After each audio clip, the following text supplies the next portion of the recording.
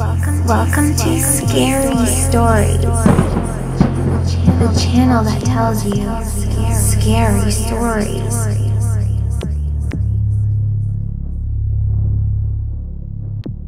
Welcome to Scary Stories NYC, and happy Martin Luther King Jr. Day. We have a full hour of strange cryptid tales, including an all-new story about a guy trying to take a Monday off just like today, except his day off gets interrupted by the Dogman. In fact, the name of that story is Monday, Day Off, Dogman, as told to Peter Bernard. Dear Scary Stories, I'm a guy in his 40s and I'm doing pretty well in my career, which I don't want to divulge. I work hard, but I get paid well for it. I was recently able to move my wife and 2 kids to a much larger home fairly far out in the country. My dream had always been to own an estate with grounds, and this is fairly close to that dream. We have a cook and 2 servants, and our backyard is a lake and a forest. I grew up in a small apartment way out in Brooklyn with 3 brothers, so I thought giving an estate in the country with servants to my family would make them happy. Instead, all I've gotten has been complaints, going back to even before we moved. I'm going to miss all my friends. There are no other kids our age in this neighborhood. I have to drive too long to get to a supermarket, blah blah blah. But most annoying of all was when they started coming to me complaining that they were seeing werewolves in our backyard. I mean, really, that's going a bit far. I asked them all if they would rather go live in a tiny apartment in Brooklyn, and they said yes. Needless to say, my success has been a strain on the entire family.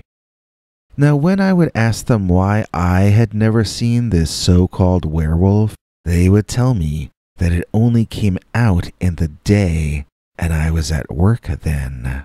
I asked why I had never seen it on the weekend, and they reminded me I always had golf or brunch dates on the weekend.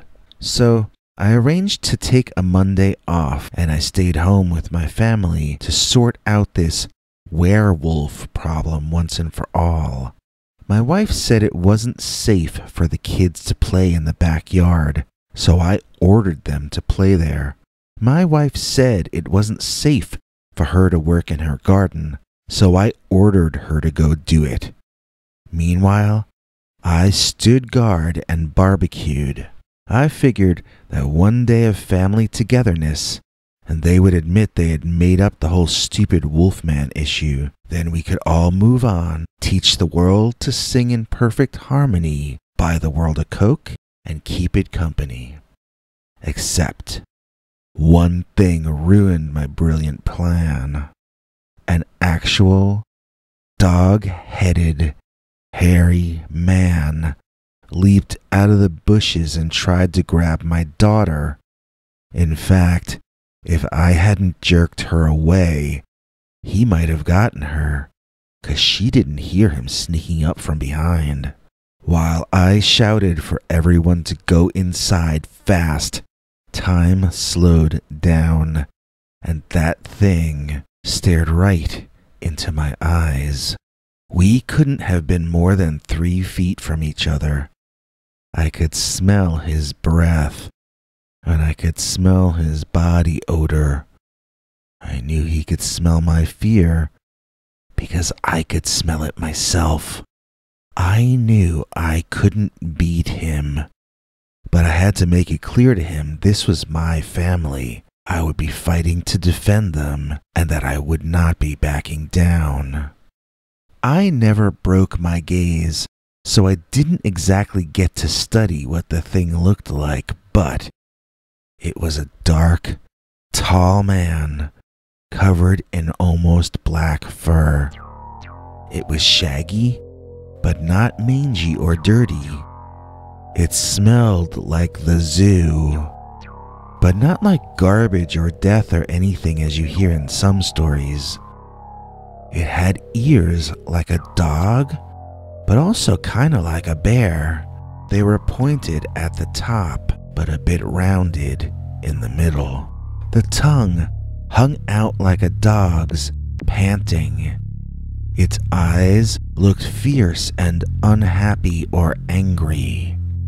I sensed that this thing could end my life with its strength alone, but it probably would also be willing to use its claws and its teeth on me.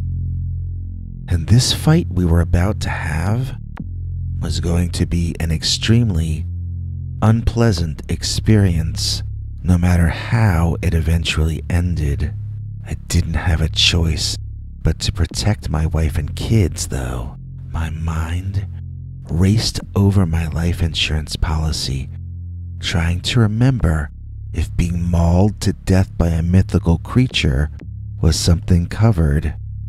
I prayed my family would be taken care of, and I prepared for my fate, no matter what it was going to be. At least I would die bravely and be remembered for loving my family. There are worse endings. I was prepared. Then, neither of us breaking eye contact, the Dogman backed slowly away from me. One tentative step, then another. He broke eye gaze first and ran away back into the forest. But I didn't waste a second turning tail to run myself. Maybe he was scared of me, but that didn't make me any less scared of him. This was like a wild, feral animal, but it seemed to have the intelligence of a human in its eyes. There's nothing more frightening than a feral human with the claws and fangs of a wild animal. I know that he knew he could take me in a fight. I just think he thought I might get in a few painful hits before I lost, and he just wasn't in the mood to be nursing wounds for the rest of the week. So I got lucky, and my family did as well. We spent that day packing and making plans to move to a suburban area closer to my kids' old friends. We moved into a hotel that night for the interim period. We were lucky we got away safely, and we are lucky we had the finances to move without much trauma. This time we chose a place that all four of us wanted to move into, and we hoped that it's far enough away from any forests that we never, ever have to deal again with the Dogman. Security guard sees Dogman. As told to and read by Peter Bernard. I used to work as a night watchman or a security guard at a factory in Wisconsin. This is going way back to the early 1960s when I was 19 or 20. The factory was located near some woods, not like a huge forest or anything, but you had to drive through trees for at least 5 minutes of the drive to the factory. It was always a really creepy and unsettling drive on the way there, and sort of a beautiful one home with the sun coming up. It's amazing how different things look in the dark as opposed to the light. It's almost like two different locations sometimes. This is one of those kinds of places. So one night I heard a weird sound coming from the back of the plant, but I couldn't see anything on the security camera we had in that area. Security systems in the early 1960s were far less sophisticated. Even when I saw something on a camera, I couldn't really be sure what the heck I was looking at. So I was always having to go and inspect things in person. It was usually a cat or a rat or something like that. But one time I actually cornered a crazy looking guy there. I have no idea how he got in or why he was there, but we fought and he sent me to the hospital. He also got away. I didn't carry a gun and I wasn't that big, so really the point of paying me to stand around was silly. Almost any grown man was going to be able to take me in a fight, and I had no gun to hold them at bay with. Basically, my function was to make note of people who broke in, get beaten up by them or worse, then to allow them to escape while I was unconscious. A brilliant plan for everyone involved, eh? So on the night I'm talking about, when I saw something really weird outside the back gate on the one security cam, I was absolutely terrified to go back there and see it in person. I watched the screen, hoping that whoever or whatever it was would get bored and leave, but they did not. It seemed to be an insane person trying to break through the wire mesh fence on that side and get into the factory area. Whoever it was, they were manic and frantic and trying their best to be violent. I stalled for as long as I could, then began the long, slow march back to the area to see whatever this was with my own eyes and to try to avoid being sent back to the hospital, or worse. I reached the back door of the factory and I could hear the loud banging and insane behavior going on outside the door. I knocked my nightstick loudly on the door and shouted, "Hey, you! You better get out of here! I'm warning you, I'm armed!" There was silence for a second. Then the banging resumed louder than before.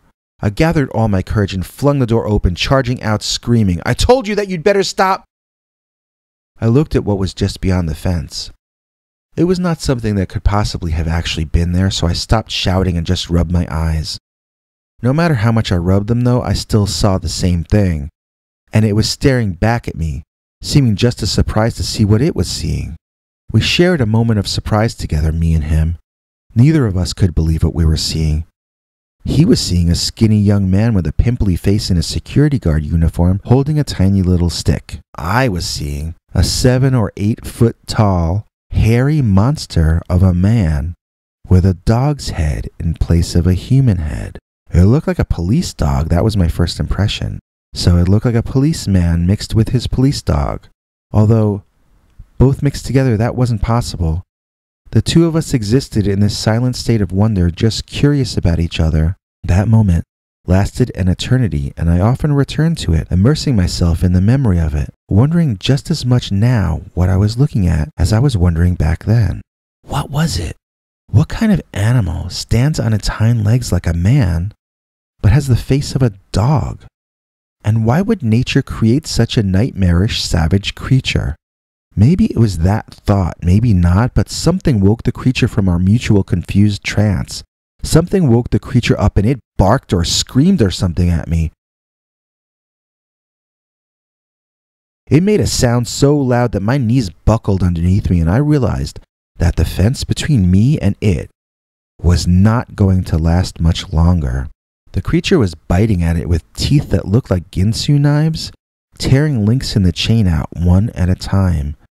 It was literally and savagely eating through a chain link fence. What kind of animal could do that?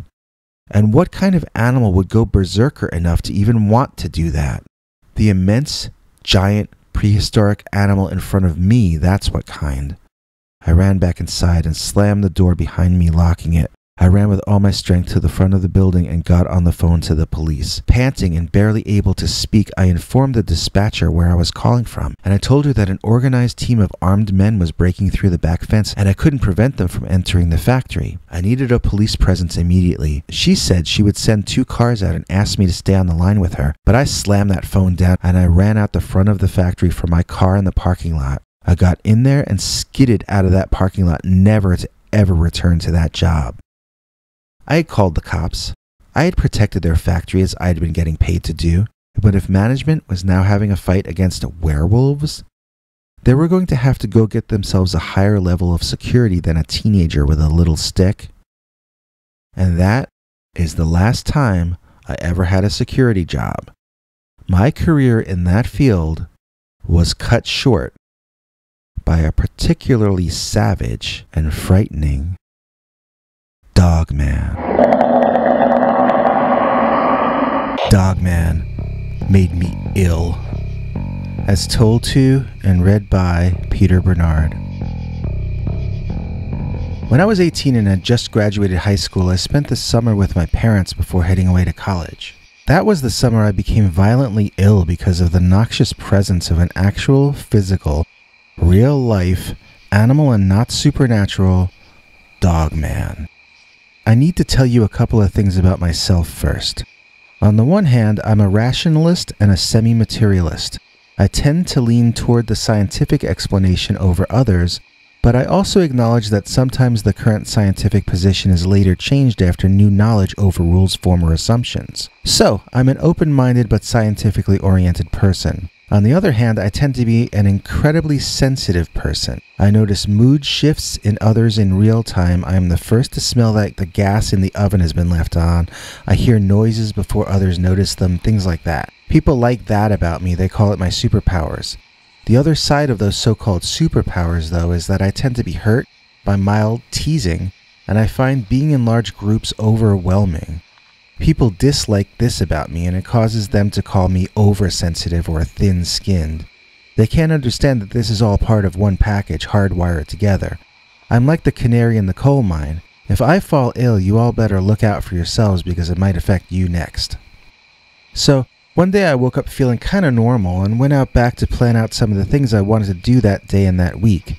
Even though I was mainly on vacation, I had some friends I wanted to spend time with before going away, and I had some bits of part-time work that people had offered me money to do for them. I needed that cash, so I had to sort everything out. I went out on my parents' wooden back porch and I plopped in a chair by the table there and started jotting down everything I had to do. Almost immediately, I felt that unmistakable feeling that you get when you're about to be ill. I had never had it come on me like that before. I was okay one second, felt that I was going to be very sick the very next second. I'll spare you the details, but it was not pretty. I remember leaning on the fencing surrounding the balcony, catching my breath and wondering what had just happened. I turned my gaze to the woods just past the end of the yard and I saw it. It was like a man, but it wasn't a man. It was like a dog or a wolf, but standing up. It was a wolf on steroids. That's the term that popped into my head when I saw it. There is a wolf on steroids standing up, giving me the meanest, nastiest, angriest look anyone or anything had ever given me. It was a Dogman.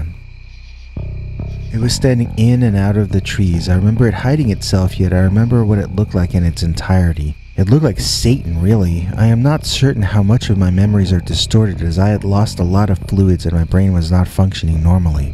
I felt in that moment, though, that this Dogman was the reason I was sick, and I screamed at him to get out of there. I waved my arms and hollered. The creature walked off in the woods and my mother came out to see what I was shouting about.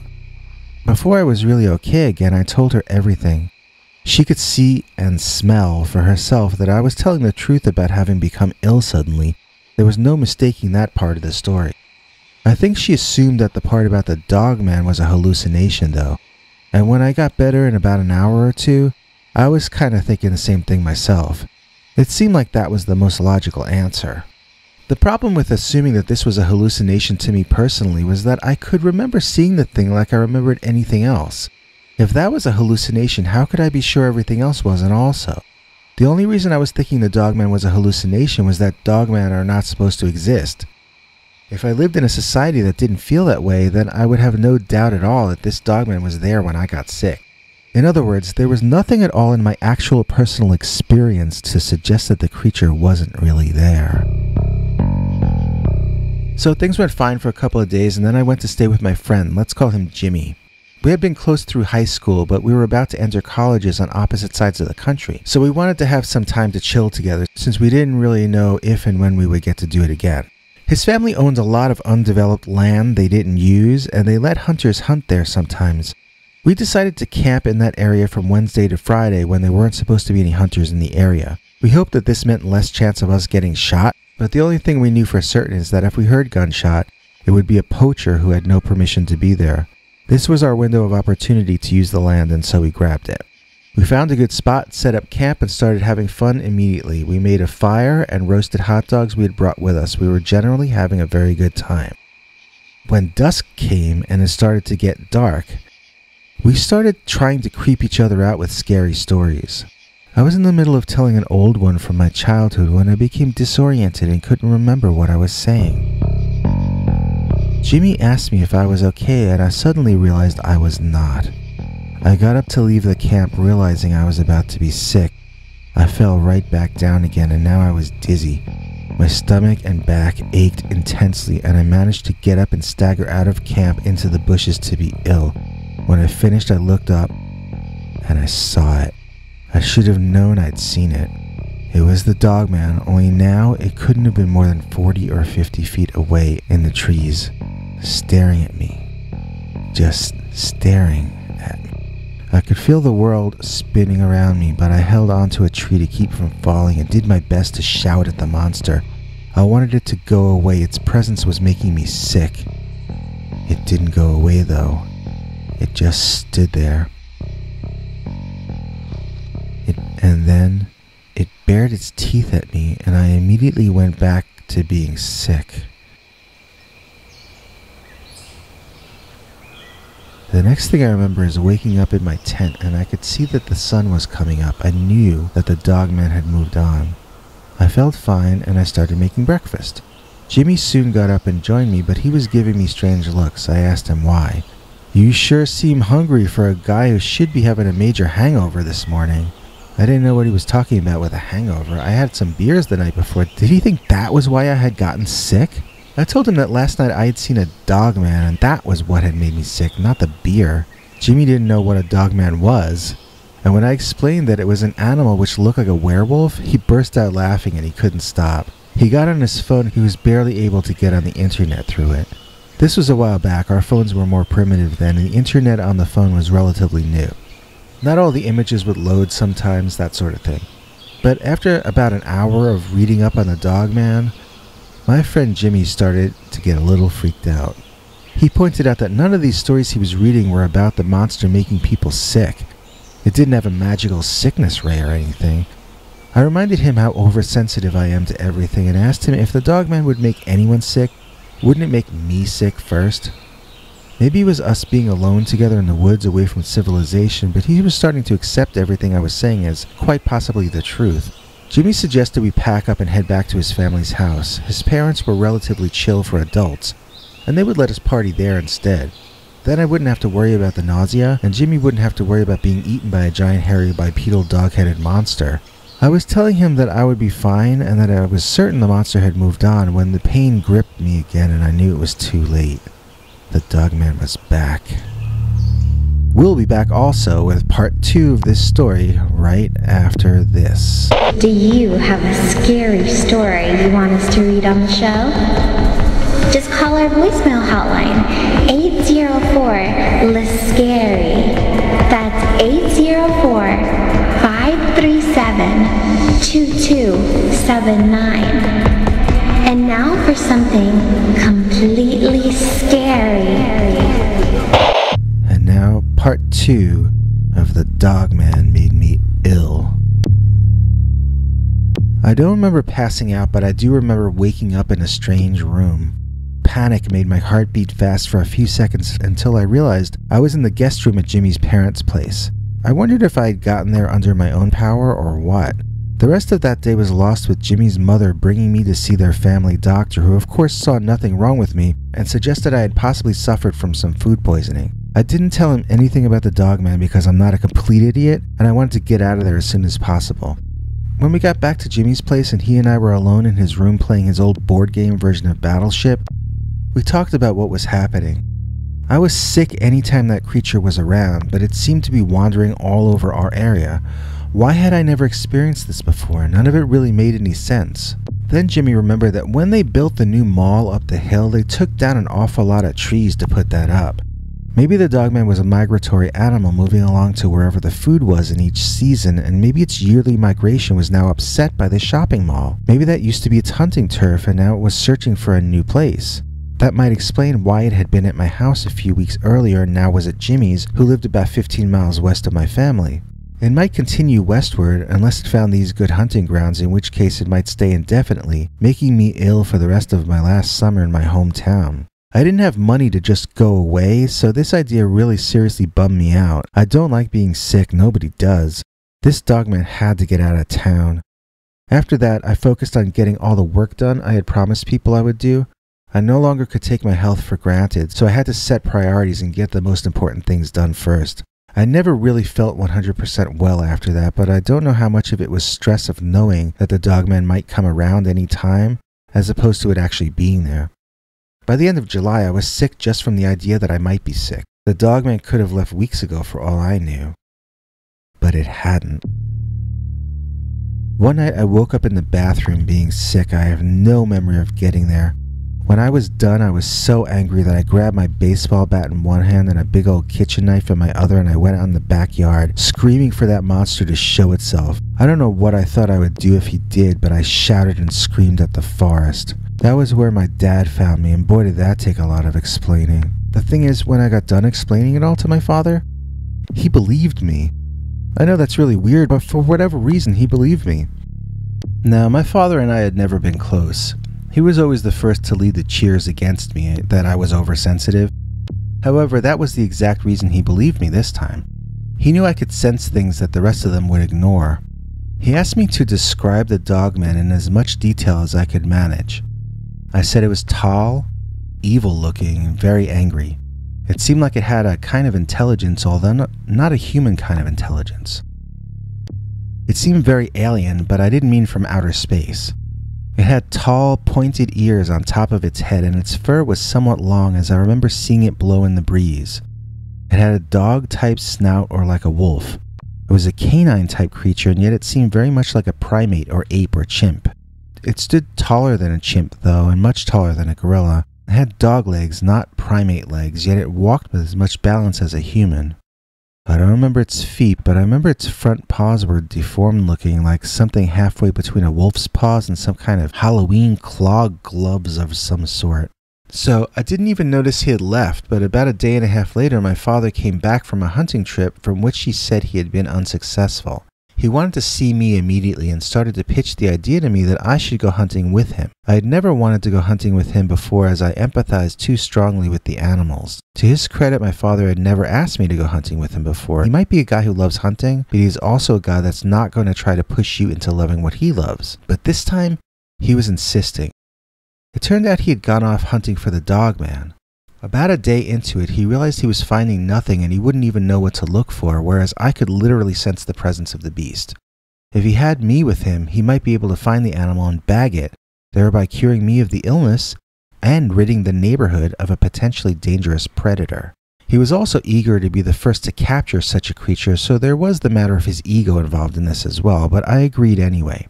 It was my first time my father had ever sort of offered to help me out in a way, and at the very least it was nice to have someone who believed what I was saying about this hairy bipedal dog monster. So we went off into the wild with each other, and it was fairly excruciating. We didn't really have anything to talk about with each other, although I tried vainly to make conversation. By the second day, all our conversation consisted of my father asking me how I felt and me saying, okay. We weren't running into any dogmen. Maybe the creature had migrated onto the next feeding area. Maybe we were wasting all this effort on nothing. Then that night we lit a campfire and I wanted to tell ghost stories. Dad didn't want to. I started telling one anyway just because I needed to be talking after a full day of silence. I was halfway through the story when I realized I was about to become really sick. I tried to stand up and fell face forward into the fire, being caught at the last second by my father, who saved me from possibly burning to death. The rest of what happened is blurry, and partially I know the story from my father telling me about it later. I remember laying on my side in a lot of pain, and the monster was there. My head was literally on the ground, so that wolf thing looked 75 feet tall to me. The ground shook as my father began firing. I had no problem with this, as it was self-defense. The creature had come for us, and my father had a right to defend us. I just remember the explosions, and then I was asleep. When I woke up, it was before dawn. I was back in my tent in my sleeping bag, and I wondered if I had dreamed the events of the night before. I had to wait till dawn to quiz my father, but when the sun finally came up, he explained everything to me. I had gotten sick, and he caught me and laid me down. In the process of doing so, he spotted the creature just as I had described it, standing just within the woodline, staring at us. It was much larger than he had been expecting it to be. It walked out of the woods and he began firing. He said he brought a weapon that should have felled a bear, but the creature didn't even flinch when he was hit. Rather than falling, the animal only got angrier and it screamed at my father. He dropped his gun and realized he was at the mercy of this beast. Then, instead of finishing him off, the monster simply turned around and walked back into the woods and was gone. Now, as I've said already, I view myself as a scientific rationalist, so I don't see anything in this story that would lead me to think that this was anything other than a kind of animal which is noxious and toxic for humans to be around. Possibly it emitted an odor that I couldn't consciously smell, but which made me sick. Another possibility is that it gave off vibrations like infrasound, which can sometimes be very dangerous for humans to be around. Whatever it was, I'm certain there was and is a scientific and rational explanation for it. My father, on the other hand, found his religion on the day he saw that Dogman.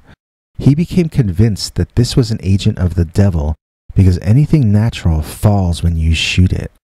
He started going to church on Sunday mornings instead of hunting, and even now in the nursing home, the walls in his room are lined with crucifixes. The incident completely and totally changed him as a person. And maybe that's why this all happened, who knows? Neither of us ever saw the Dogman again, and I've mostly had a healthy adulthood so far as well. I guess part of that is that Dad doesn't go hunting anymore, and I don't leave the confines of the city. I wonder if we're going to hear more stories like this over the years as humanity more and more encroaches on the land held for so many generations by Dogman. Do dogmen live in trees? As told to and read by Peter Bernard. When I was a kid, I lived in a house with my 2 younger brothers in the suburbs. We had bedrooms on the 2nd floor with trees outside our windows that were next to trees that were next to trees all the way back around to the forest nearby. We each had tree houses as my father built a new one each time my parents had a son. Mine was furthest east, my middle brother John's was furthest west because we each wanted our own space when we were kids. When Justin was born, our youngest brother, Dad built his in the center with bridges so that now all 3 are connected. We can lock the doors if we want privacy, and there's a walkway around them so we can walk around all 3 whether the insides are locked or not. It was the most fun place in the world for us until one night we figured out that Dogman was living in those trees.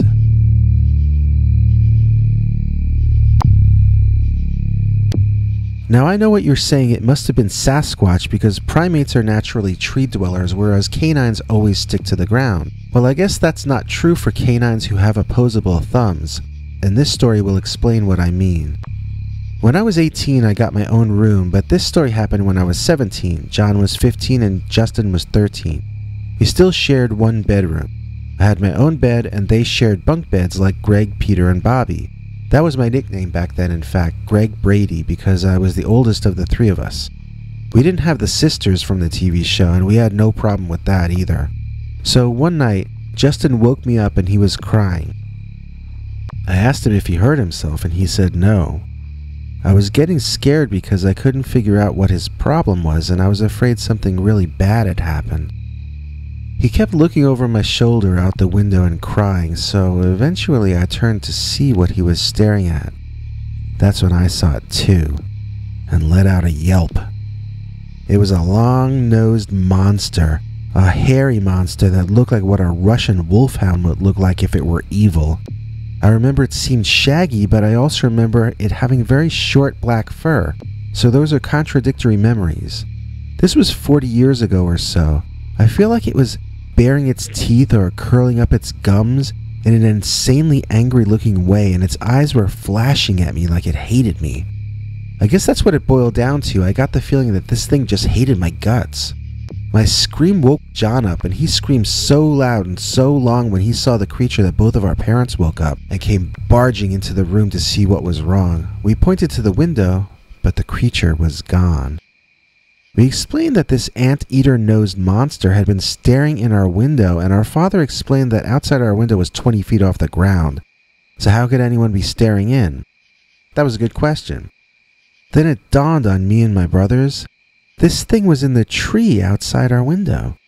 We ran over, and sure enough, there really was a big old sturdy branch going close to that window. This was a tree-climbing monster. Neither our father nor our mother believed us, and Mom pulled the shades closed, saying the anteater-nosed boogeyman wouldn't be able to give us dirty looks anymore. The next morning, I noticed my treehouse had been messed with.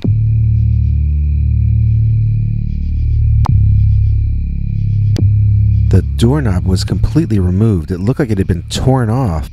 I was afraid to go inside and peered around the corner, trying to see if anyone was home, but nobody was. My stuff was thrown all over the place, but nothing was broken. I knew who I thought did it, and I ran to the house to alert my parents about it. In spite of the fact that my treehouse was broken into, neither of them would take the situation seriously. I still to this day don't get that part of it. Even if you don't believe your kids about a monster, why don't you react with alarm when your property is broken into and vandalized? I mean, the doorknob was ripped off the door. What could do something like that? And why would you send your kids back out to play in the same place this invader had just wrecked? So now I had the only one of the 3 tree houses with no lock, and I was pretty bummed out. I know 17 is a bit old to be sad about your treehouse, but it was this culture thing between me and my brothers, and I was sad to see these things going on that trampled on our years of growing up as best friends. We were all in my treehouse later that day when Justin noticed that there was a sort of a path in the trees from my treehouse over to our bedroom window. I thought he was seeing things or that it was an optical illusion, but he started walking it. He just walked off the treehouse walkway onto a branch, then hanging onto other branches for balance, he started walking along this naturally formed road that did in fact lead to our bedroom window. From one tree to the next, branches seemed to connect almost as though they were designed to do so. We told Justin to come back because we each wanted to walk the pathway ourselves. It was pretty amazing. I mean, I guess you have to say it was just by chance, but it sure looked like design. It was very easy to walk the entire way as long as we only went one at a time. I'm not sure some of the branches could take 2 of us at once. That night, we slept with the curtains closed. We heard tapping and scratching in the middle of the night. We all woke up. The 3 boys, I mean. We woke up, then heard the sound. But what woke us up in the first place? None of us had the nerve to get out of bed and look. We knew what was out there. It was the werewolf.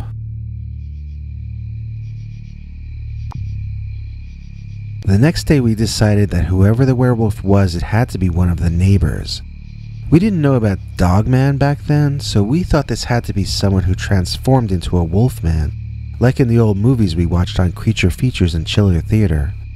We reasoned that if it were so, then it likely was one of the neighbors whose trees linked to ours.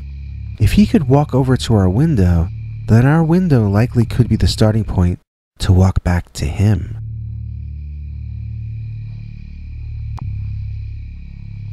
So that day, we walked the length of our treehouse city, looking for any obvious pathways like the one that led to my treehouse. Once again, our youngest brother Justin was the one who spotted something in between my treehouse and his. It appeared to be another pathway through the trees that was a bit well worn, as though it had been well traveled. This one led away from our house onto the property of one of our neighbors we weren't allowed to talk to. He had a bad temper and he owned a lot of firepower, and he was close friends with the governor supposedly. He wanted to buy our land from my parents and they didn't want to sell, so he didn't like us very much. I was terrified of him myself. The only time I ever felt as hated as when the Dogman glared at me through the window was when this neighbor would glare at me. The more I thought about it, the more the two reminded me of each other.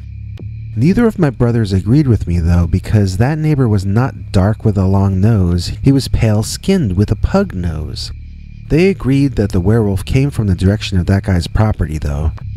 We had no real proof, but we had a certainty in our bellies that we had found the path of the werewolf. Both John and Justin wanted to go follow the path and see what we could find, but I reminded them that the branches might only hold the weight of one person at a time. They set out anyway, one at a time, keeping each other in eye view while trying to only have one boy on each branch. I had no choice but to follow, since I was the oldest and I didn't want anything bad to happen to them. We followed the path for what seemed like a half hour. It was starting to get dark and I knew we'd better head back. They weren't listening to me though and just kept heading further and further away from our home on branches 30 or 40 feet off the ground sometimes, over what looked like other people's backyards.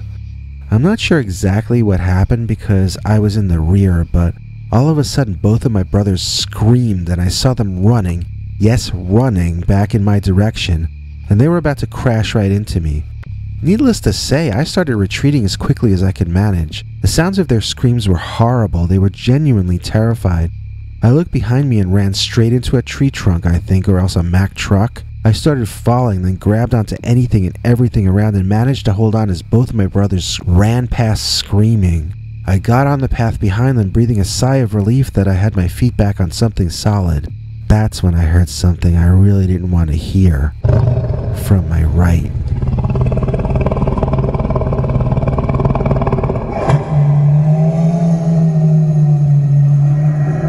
I heard a growling kind of sound. And when I turned around and looked, I saw him right there. The anteater-nosed werewolf. It was holding onto branches so that it was in effect standing at its full height, and I could see it was much taller than I was. It had to have been over 6 feet. Probably much more. It was skinny though, like a dog, but mixed with a man. Its arms and legs were a bit thicker than a dog's, but not much. It did have hands, or at least it had paws with opposable thumbs, and it used its hands to climb and to hold branches the same way a primate might. The last thing that I remember about that creature is that it roared. After that, I was running through branches trying to get back home. My brothers were long gone. I couldn't see or hear them in front of me. I wasn't sure if the monster was pursuing me or not because my entire world right then was getting away and not falling to my death. Which I almost did. Fall to my death, I mean. I managed the falling part, but not the dying part. What happened was, as I got my and Justin's tree houses in sight, I stepped too hard on an old branch and it started to break underneath me. I was falling and moving forward simultaneously, and I grabbed another branch that broke, and another, then me and all my broken branches crashed hard into my mother's fig tree. I had some bruises on my back and legs for a few days, but I got lucky and I wasn't seriously injured. One side effect of my fall, though, was that the path had been disrupted. There was now a hole 25 feet across that you couldn't walk anymore between the trees, from our treehouse to that neighbor's property. Unless the creature could jump 25 feet through the trees, or unless it could find another path, we might be safe from the werewolf at our window. One of the things my brothers and I did the last 2 years we lived in the house was we did pathway patrol. All around the perimeter of our property, we would walk the trees, chopping off branches that were starting to get too close to reestablishing the pathway to the neighbor's home. That neighbor won out in the end, though. He owns the entire area now. I still sort of wonder if he was behind that black-furred, long-nosed, dog-headed entity, or if he knew about it, or if he was it. But there's no point in even thinking about it since I can't go back there ever again now it's his property. I wonder if, even to this day, the Dogman roams through those trees. The next time you wonder how Dogman can appear and disappear so suddenly, try looking up. You might find someone up there, looking down at you.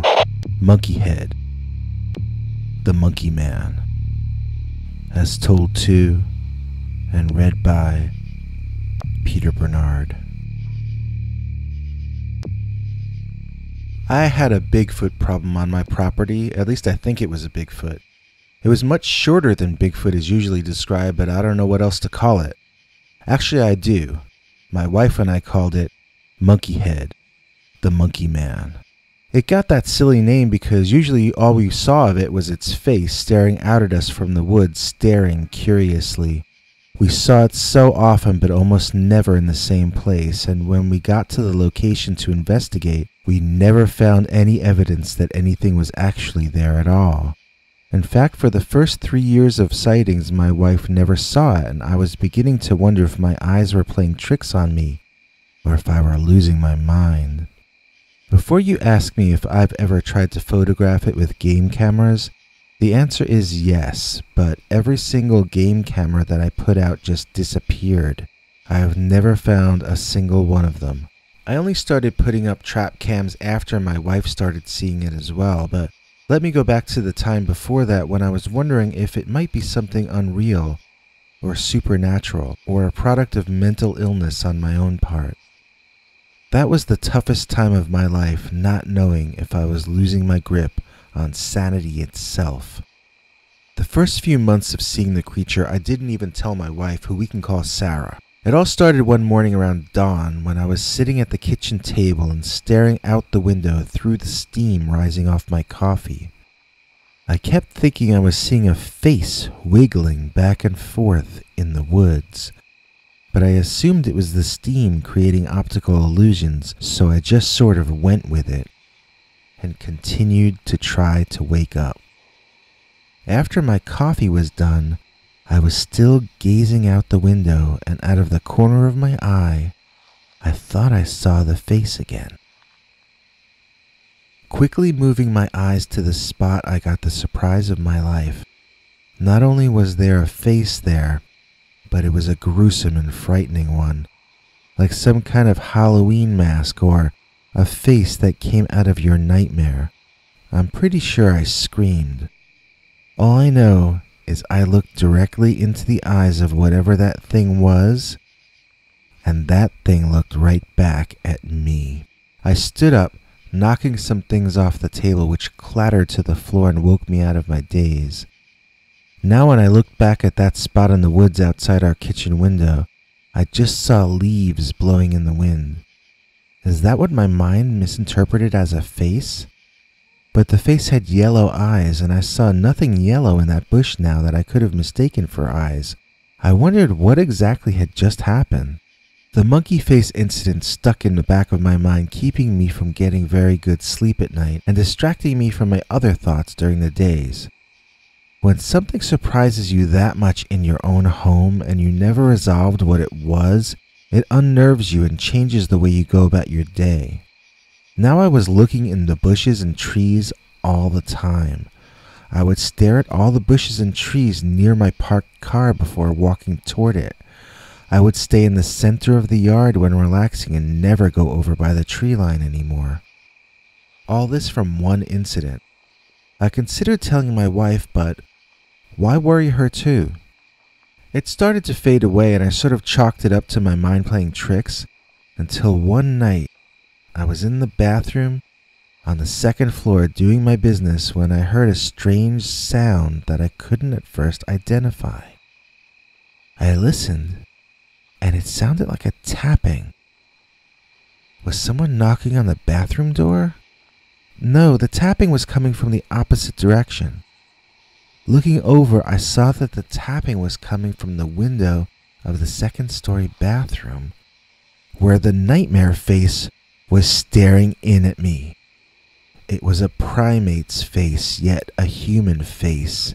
Maybe a proto-human face, or almost human. It didn't look like a deformed person. It looked like that was what it was supposed to look like, but it was not the same as any species of ape or man that I've ever become aware of.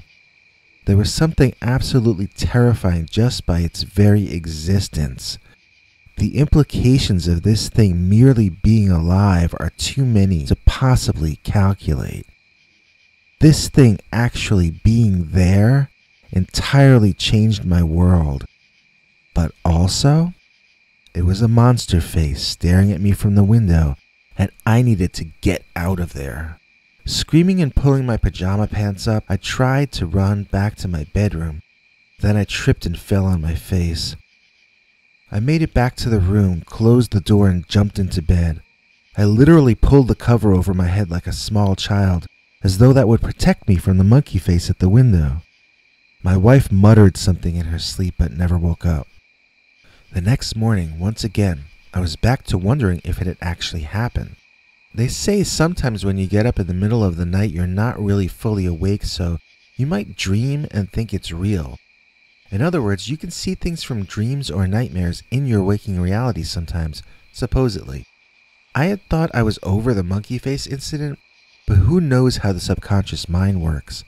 So maybe I projected the image out of my own mind? I went to that bathroom and opened the window, looking out. There actually was a flat section of roof about 4 feet down under the window, so somebody could definitely have been standing there.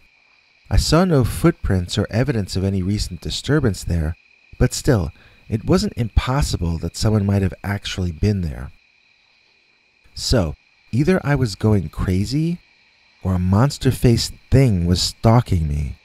I'm not sure which of those two I should have been rooting for, but I knew one or the other had to be real. But what could I do about it? Nothing. Just hope it stops happening and that I can forget about it. The stress was beginning to get to me and I had to take a day off of work. That was probably a mistake as the center of my stress was at home. This time, I was trying to relax in the living room watching the boob tube, but I kept having that feeling that you're being watched. I looked out of the windows a few times but saw nothing.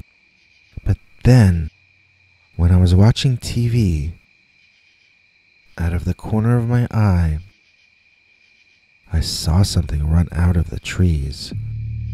I saw not just the monkey face, but the entire body of the thing. It was the size of a small man, like 5'5" or 6 maybe.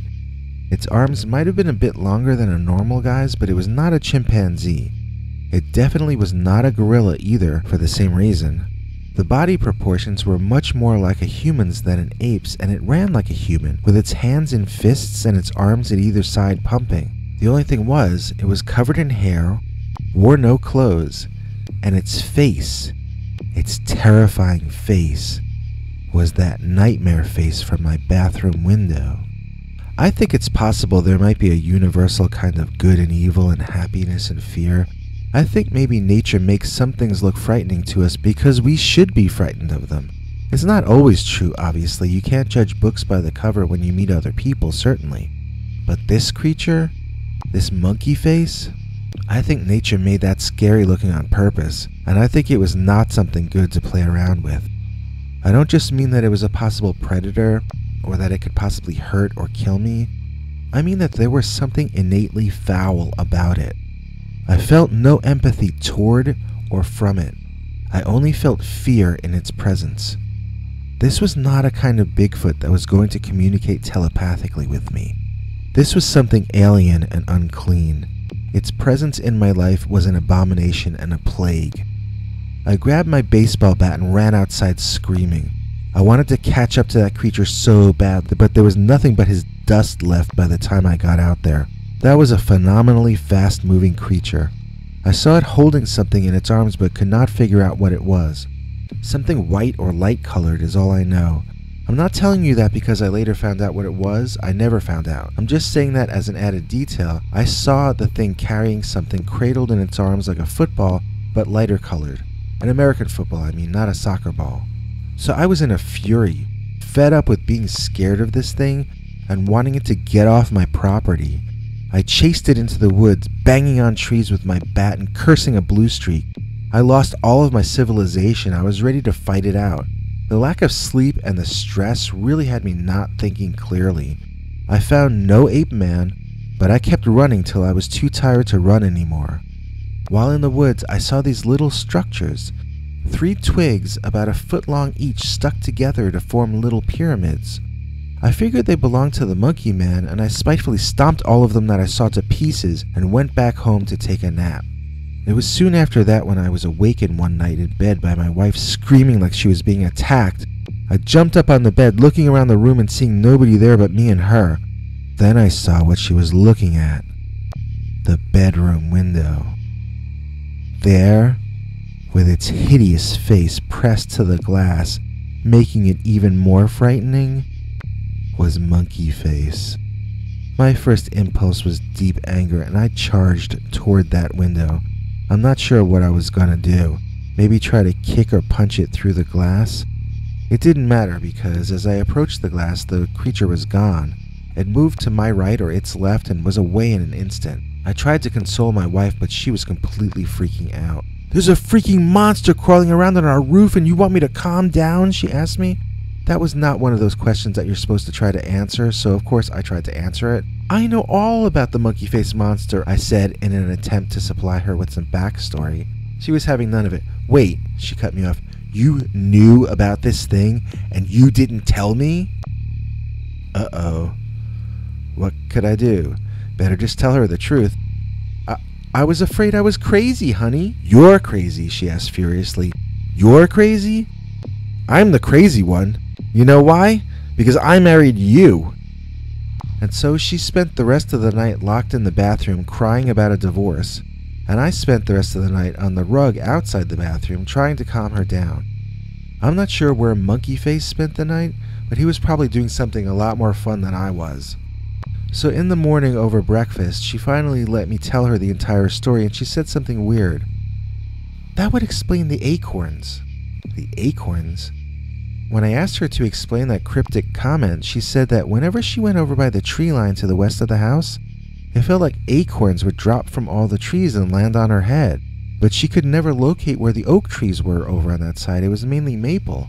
Still, something kept hitting her on the head. Maybe it was pebbles. I was flummoxed about what any of this had to do with any of the rest of this. She saw my confusion and told me that according to the TV, Bigfoot likes throwing pebbles and stones at people to tell them to go away.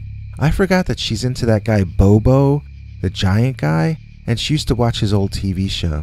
I said this thing is too small to be a Bigfoot, but Sarah insisted it was a, quote, juvenile Sasquatch, unquote, and her mind was made up about it, and that was that.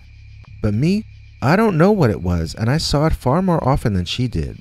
So, one night in the summer, my wife talked me into going Bigfoot hunting for this thing.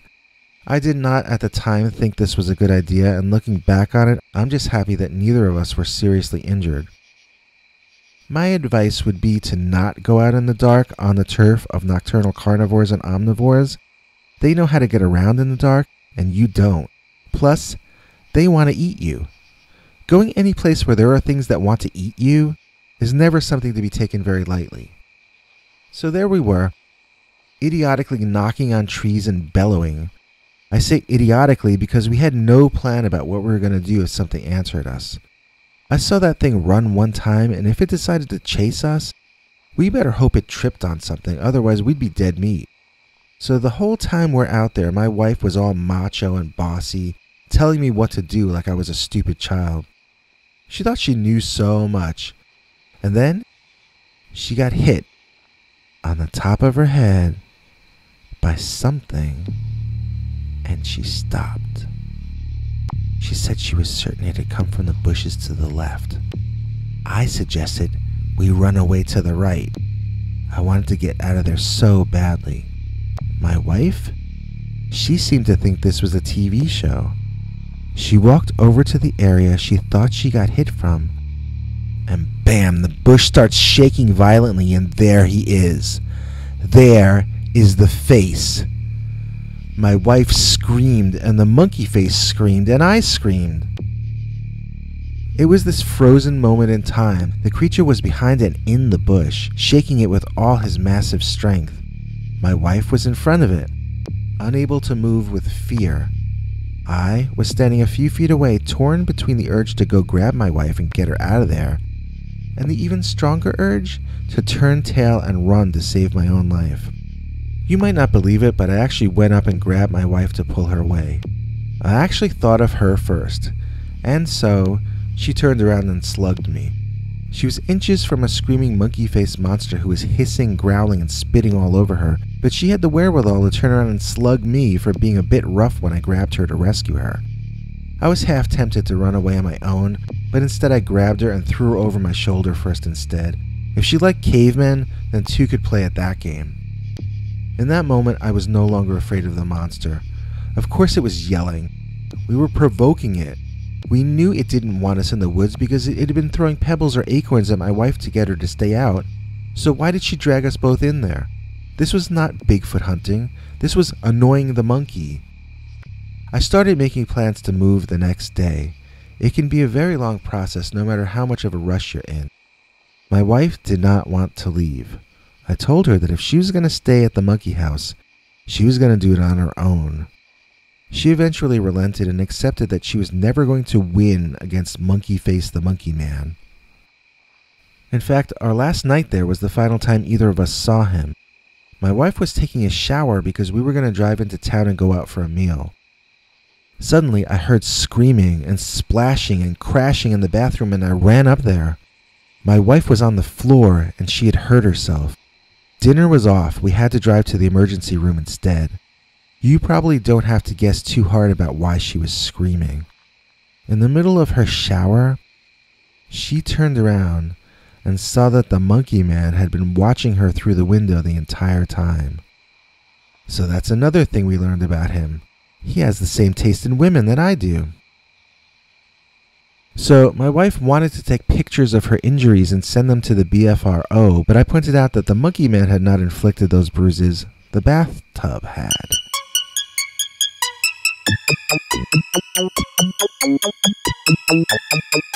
We only moved about 30 miles away, but we're in a small city now. I don't want forest around me at night anymore. My wife, on the other hand, misses our old place and has joined a Bigfoot hunting group and taken them hunting back in those same woods 2 different times. She hasn't had any more success since we moved out, although she told me that on this last trip, they did observe some new small pyramidal tree structures. So you never know. Maybe Monkey Face the Monkey Man is still out there somewhere, roaming through the forest. Or more likely, peeping through someone's window when they least expect it.